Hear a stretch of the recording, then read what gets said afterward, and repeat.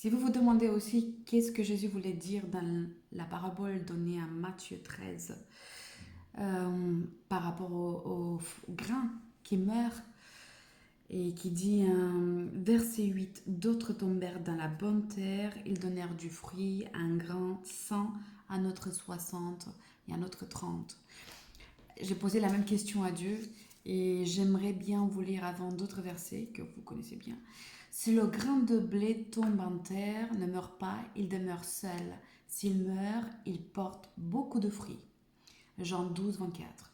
Et aussi en Jean 15, 8, on a si vous portez beaucoup de fruits, c'est ainsi que mon Père sera glorifié et que vous serez mes disciples.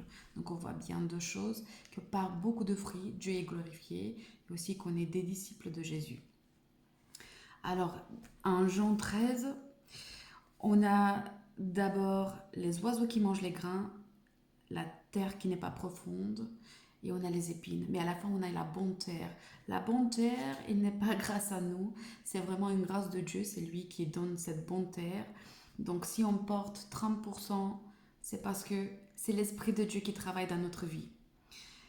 Mais si on donne soit 100% et 100%, c'est parce qu'on s'est donné entièrement à Dieu.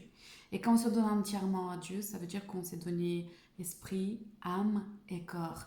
Donc le pourcentage de rendement et du fruit qu'on va donner, en fait, c'est le pourcentage de nous-mêmes qu'on donne à Dieu.